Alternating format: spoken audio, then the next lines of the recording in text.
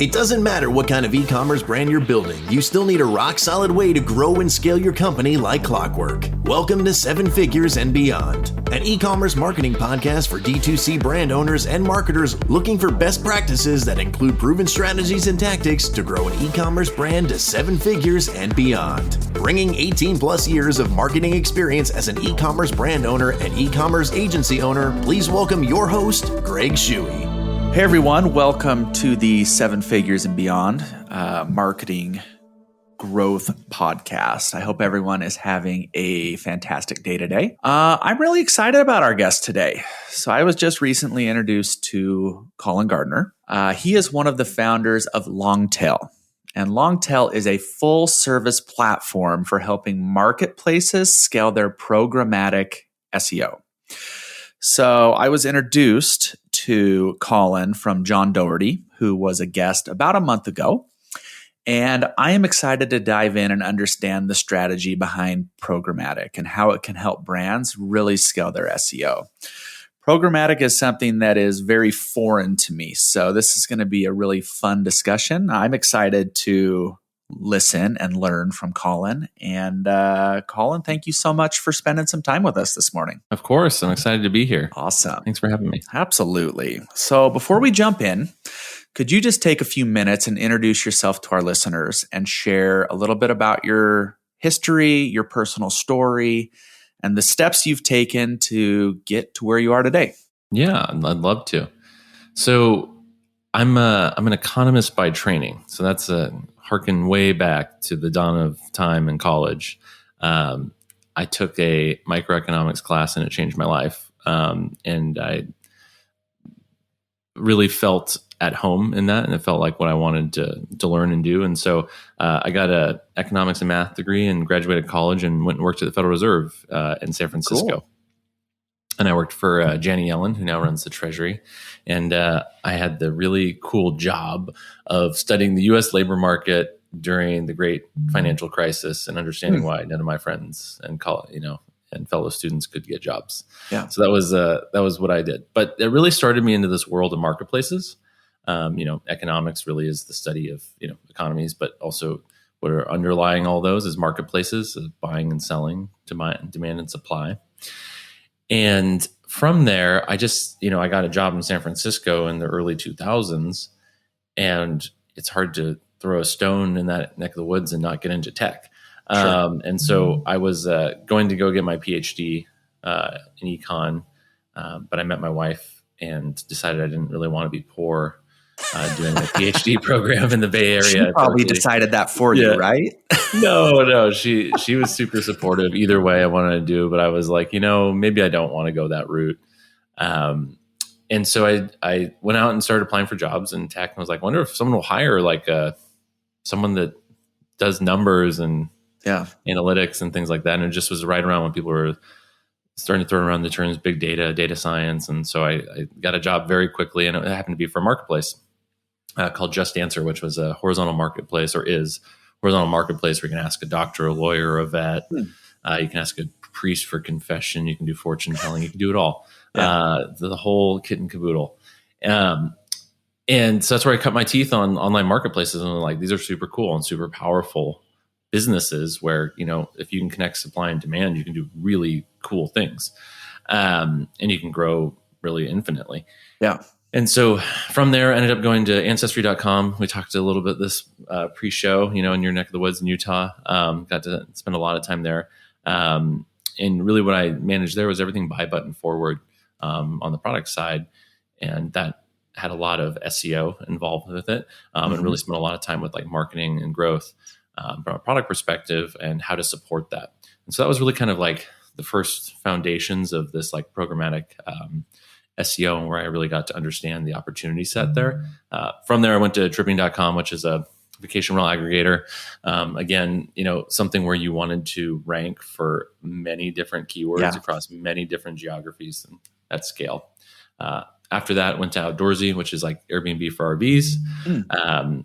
Again, wanted to rank for, terms across everything. And then after leaving there about 2 years ago, I didn't know what I wanted to do. I started advising, consulting a bunch of marketplaces. And what was clear is that a lot of people wanted to do programmatic SEO. They just didn't know how to do it, nor did they have the budget or the expertise in-house to go do it. And so it just happened to be around that time I had another co-founder of mine, a former coworker at Outdoorsy, plus some other places, who was like looking to do the same thing. And we were like, let's go solve this once and for all with AI. And it just was auspicious timing. At the same time, I also realized that lots of early stage marketplaces and companies also need funding and don't have money. And so I've also launched my own venture fund, which focuses exclusively on early stage marketplaces called Yonder. Cool. If you want to check it out, yonder.vc. But we really fund early stage marketplaces. So two like very, I would call synergistic businesses. That's awesome. That's quite the story, quite the history. So let's just jump in. I mean, because we probably have listeners on here who have heard of programmatic SEO and they don't know what the heck it is. So what is it and how does it differ from traditional search engine optimization? Yeah. So I kind of consider programmatic SEO as like just a subset of the overall big picture of, hey, my brand, my website, whatever it may be, my company, whatever your entity is, kind of your footprint on the internet, and I kind of view Google search as like this canvas, right? And this like landscape of keywords and searches and really just entry points into different things. And programmatic SEO is really a way to essentially carpet the internet around the terms that you want people to find you for, and specifically around this very long tail, hence the name of the company, of keywords where, traditionally you may not see enough volume to go write a blog post specifically about that thing. And, to do that and do it at scale requires some expertise. So programmatic SEO to me is really about defining a strict keyword set and then some permutations with it, whether it's location or different modifiers, and really rolling those out kind of at scale with a template. And so that's what I consider programmatic SEO. And we can go into more, specifics on examples of it, but that's the gist. Cool. So for a brand who is brand new, they know they need it, right? They've got so many pages and so many locations. Where should they start? What should those foundational elements look like in order for them to be successful?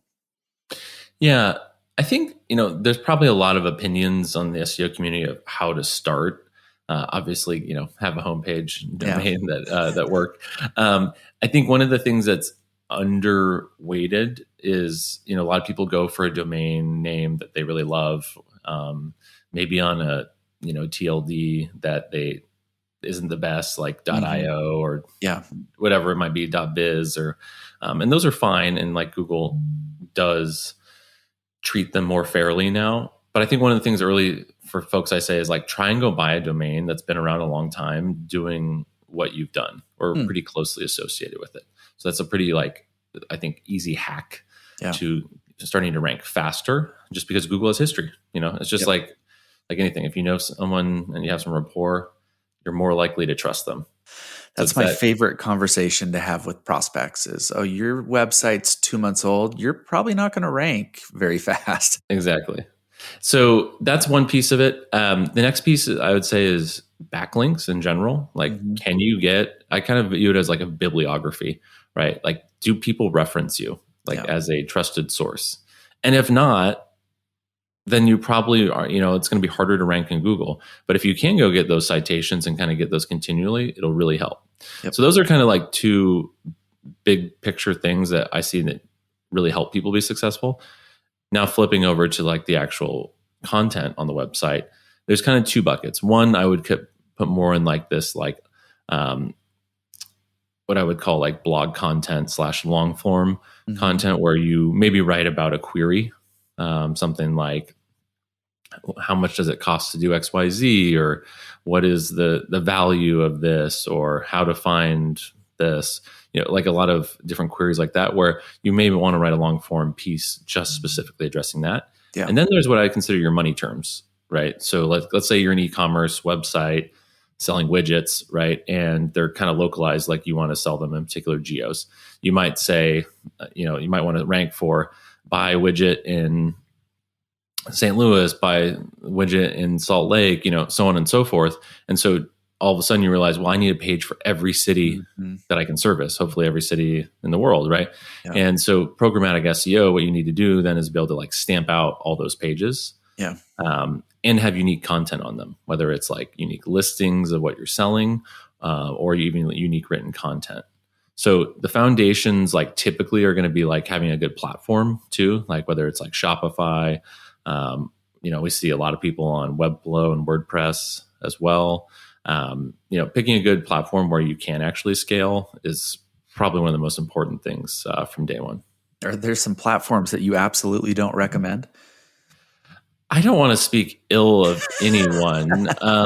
You know what? It really comes down to technical expertise, right? So if you are a founder, owner, business owner that's like technical, do whatever you want, like whatever works for you. But if you're non-technical, you're really probably going to want to like specifically around e-commerce, like Shopify, it's like hard to beat.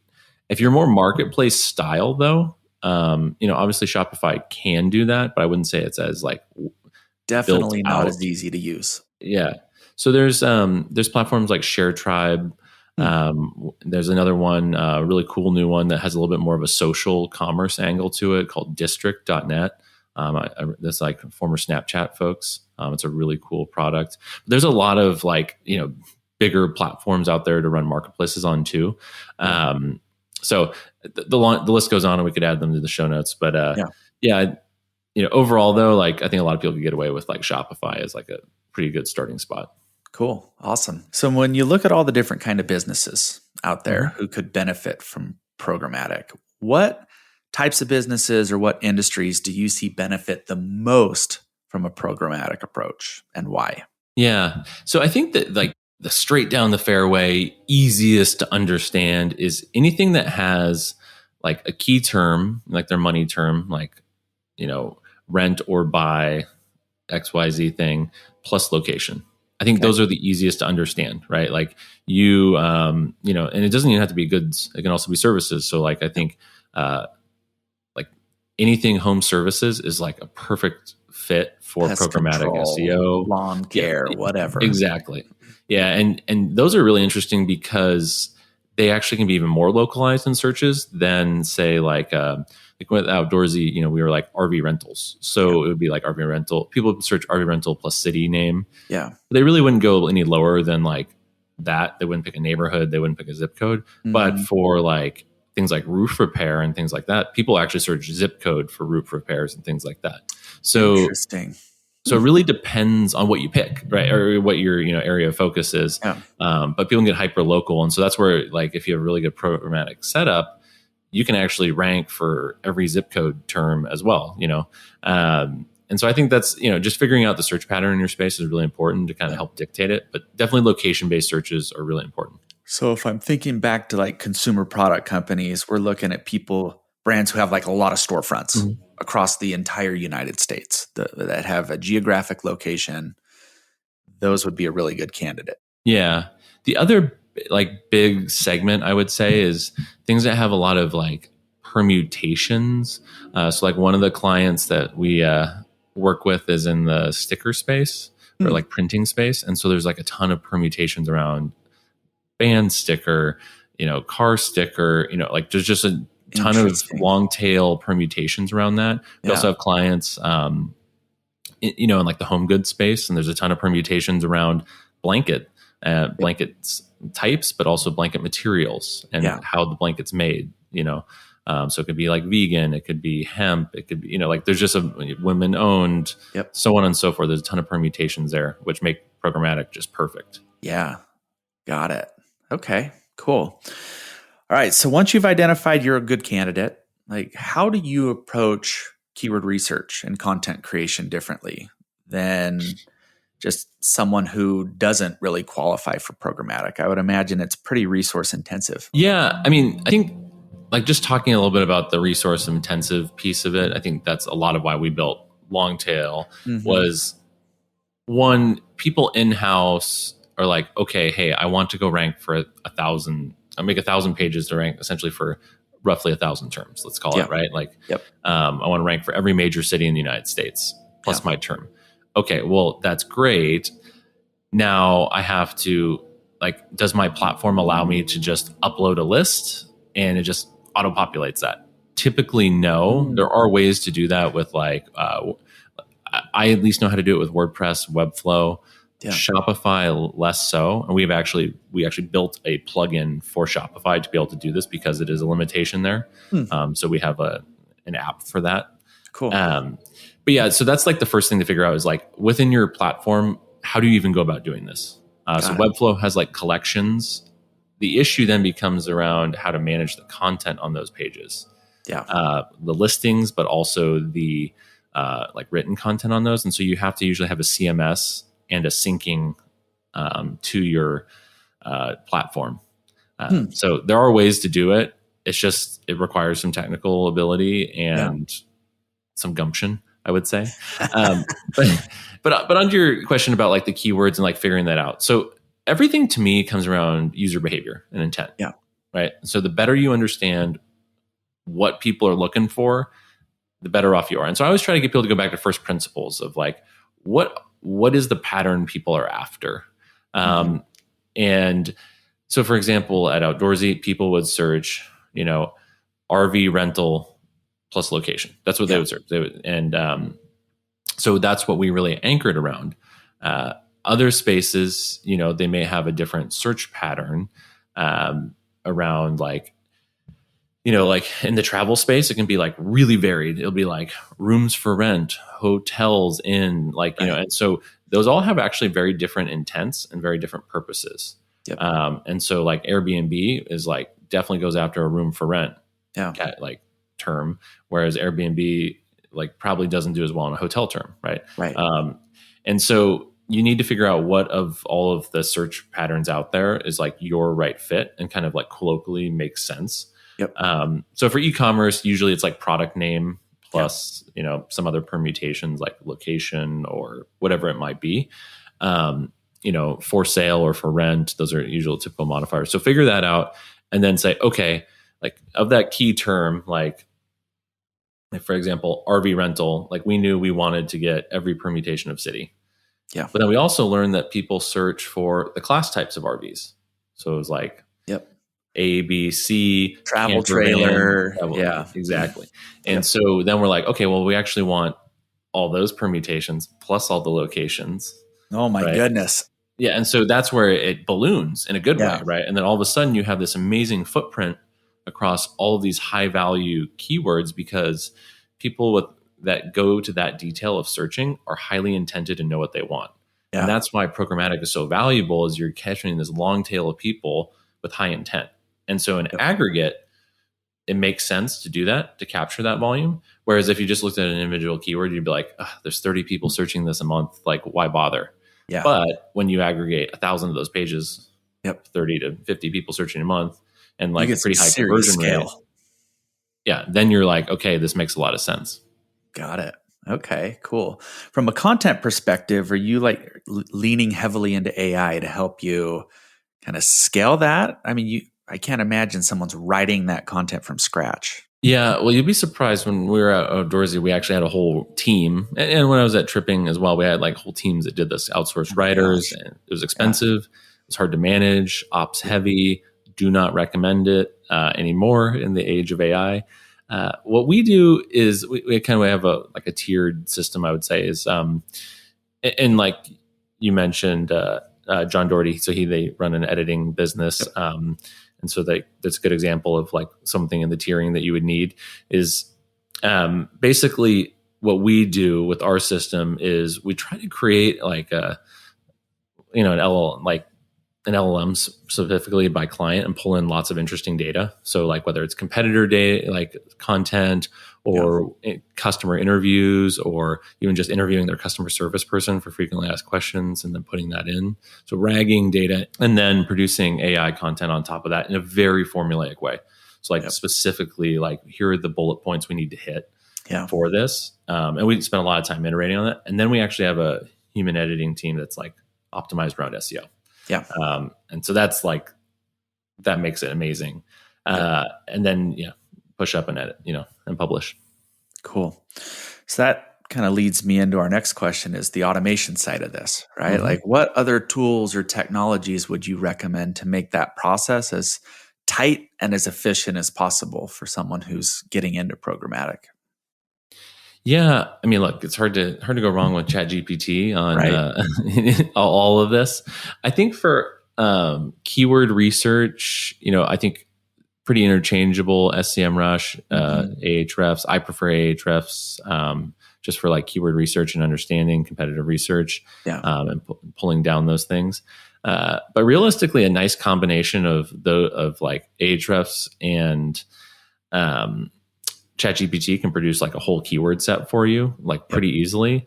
And some of I would say more manual solutions outside of Longtail out there, you could probably put all your keyword sets into a database and then use like just functions, whether it's in Google Sheets or an Airtable, to like permutate and create all the variables that you need, the values you need.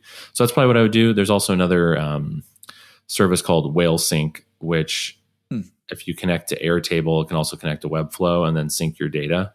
So like that is one way to, that would be like the DIY version of it. But yeah.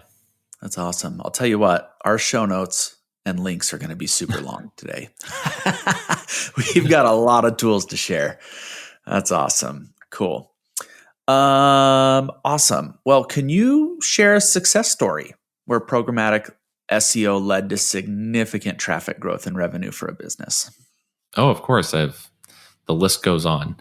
I think one of the, an interesting business to look at is land trust. It's like the Airbnb of land for hunting, fishing, really recreation.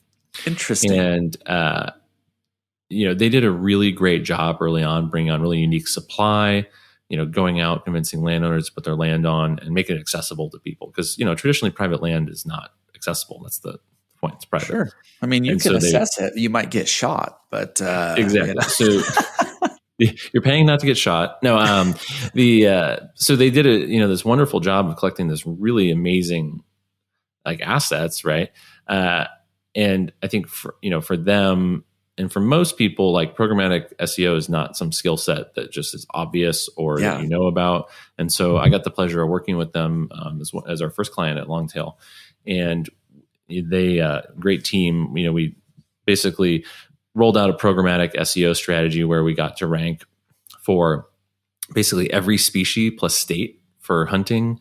And so it's a huge list of all these things and then different activities.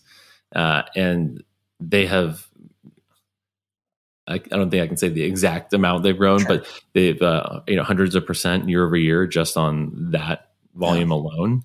And it's highly profitable, right? So once you pay the piper on it, you have relatively fixed costs, and then you're just pulling in traffic as an annuity. And so it can be really this like huge lifeblood for the business, and really change the whole like profitability structure behind the business. And I think that's like what's really exciting for me. And something we learned at Outdoorsy too. Like, once we started ranking number one for all the RV rental terms, the business took off. Yeah. So after you build the page structure, after you build the content engine, like what does maintenance look like? I mean, you've got to continue to build links into the website and into certain sections and pages. Like, what does that look like? Yeah, I would say the after programmatic generation, it's actually like not that bad. I think kind of the cycle that we see is you launch it, doesn't immediately take off. It's like usually, Google's slow. That's like, that's their thing. That's their shtick. Yep. But one of the things that we recommend immediately is starting to cross-link across your site and finding tons of contextual ways to cross-link between all the different content in your site. Like that is like the number one thing we recommend. And as soon as we see people add links to their homepage to their other key pages, not in like the nav or the footer, but like actually in the body of the homepage, massive improvements for just crawlability. Yeah. And it's like you could add the same links in the footer and the header, and they wouldn't have the same impact as that in the body. And then you add it into the body content, and boom. Yeah. And then going back through all of your old blog content, adding contextual links where you might mention location or permutations, like any of those keywords, and then backlinking to your programmatic pages. Any and all cross-linking between the site that's contextual is really valuable. And that really the purpose is to spread domain authority. And then, like you said, like external backlink building is just it's still so powerful. I know people say it isn't, and people don't, maybe Google doesn't want you to do it, but Those it is. People don't know SEO. Maybe it's an unpopular opinion, but I think in the age of AI, backlinking will become way more important again than it was before. Yep. Mostly because so many people can create content and it's hard to discern who's expert. Yeah. So if you can get proper backlinking from other trusted sources, it does really signify how valuable that content is. So that's my a counterintuitive backlinking is not dead. And I guess kind of one last one in relation to kind of our discussion today is, we just talked about backlinking. What role does content, like building blog content and resources, like how does that play into programmatic strategy and helping those programmatic pages rank better? Yeah, totally. I think they really fill in the gaps around things that programmatic probably isn't the best for, like very specific query type searches. So I personally, and I also think that like head terms versus like long tail terms tend to be better suited for like longer form content. That's a generality. It's not like always a given, but I think that tends to be the case. And so what I really like doing is viewing the blog content as like a hub and spoke to those programmatic pages where you can start layering in really relevant like query type blog articles and then backlinking or cross-linking to all of the other like programmatic pages. And so really giving contextual linking for terms that are really related. And so just increasing your footprint across all the things that matter. And then the other thing is that like I find that the blog content, you may be reaching a person that's a little bit different point in their purchasing path where they're a little less intented. So they may just be in the, in the like the find out phase. Higher funnel. Yeah. And then being able to point them to the programmatic pages as a user path, is a good one because that's really where they can keep building their intent. And then also when they go search for that particular term, they see your brand around that thing. And that's just a virtuous cycle. It's awesome. So kind of wrapping things up and closing out our episode, we know, as we've witnessed over the last 20, 30 years, Google likes to change things really fast. They like to change the way that they display search results on a SERP. We've seen that in e-commerce like nothing I've ever seen over the last 12 months. So looking to the future, how do you see programmatic SEO evolving? Like, how do you see things needing to change to adapt to the way that Google lays out search engine results pages? What trends should brand owners and marketers be aware of as they start to sit down and map this out over the next few years? Yeah, I think it may sound very basic, but I think always doing things in the best interest of the user, right, is really what keeps you in the straight and narrow and safe, so to speak, quote unquote. That said, how Google shows things in search, like you really have no control over. So I do feel like worrying about it is like a little bit, it's like you just can't control it. So it is what it is. Yeah. But I do think there are opportunities to stay abreast of it and take advantage of it. So like, give you an example. This is years ago now, and I'm not suggesting people go do this because it won't work, is, they really wanted to roll out structured data. And so anyone that was a first mover with adding ratings, reviews, any kind of structured data was able to get like huge click-through rate increases because Google really wasn't understanding and if it was being spammed. So I think you have opportunity to capture market share if you stay abreast of the changes and think about it as opportunity rather than an obstacle. If you're just set in stone on the way you do things and you don't want to change, well, for sure you're going to get left behind, right? And then you're really just crossing your fingers and hoping for the best. And you're praying that. Yeah, exactly. So I view it as opportunity all the time. Like, I mean, in a lot of ways, these snippets at the top of, these like, AI snippets or featured content, whatever it is, it's actually a lot of opportunity for you as a brand to go try and put your content in the way of those things, right? And get referenced. Yep. So that's my 2 cents on it. Love it. Awesome. Yeah. Colin, that was a fantastic discussion. Do you have any final words, kind of any final thoughts you've been thinking about? I think, one piece of advice I would give to people is programmatic SEO isn't for everyone. Like you may have a narrow subset of keywords, or you don't have people searching for your keyword, and that's fine. That's okay. Don't go beat your head against doing this, for sure. But I do think for a lot of people, they're not leveraging it right now. And it's like a real opportunity to get customer acquisition costs really low. So some upfront costs, to be clear. It's not like it's free, but it's like, it's more you pay once and then you can really hum. The other thing I would say on top of all this that we really see where brands do well is where they pair their link building and with PR and brand building, and it can be really powerful. Like Google puts a lot of weight on people searching for your brand name plus your money terms as well. When we were at Tripping, there was a competitor that actually ran all their TV ads that said search. There still exists today and actually acquired Tripping. Home to go. It said search home to go Florida, search home to go whatever. And so they basically were just directing people to go into Google and sculpt the search and type a certain term. And so wow. And so I think there's a lot of opportunity as brands think about how to do marketing where it isn't just like, hey, I'm going to launch organic search. Hey, I'm going to launch paid search. Now I'm going to launch social. I have 3 channels. I actually really like stress to people like what channels can you layer on top of each other that create like exponential effects rather than like just 3 different lanes not really talking to each other. And so if you are going to get into SEO and you really want it to be like this lifeblood of your business, what you want to think about is how do you get really strong brand and direct search as well and a lot of external linking to your site? And how do you maybe leverage other channels to do that? Whether it's like paid social now, or not even like organic social now, like using TikTok and YouTube that have become search engines in of themselves to actually go sculpt search. So that's my my parting thought is it's a fun game to play, but use the marketing Lego blocks to stack on top of each other to make something really interesting. That's the exciting part. I love it. That's a fantastic stopping point. Thank you so much. And thank you for spending some time with us. I know you're a busy guy.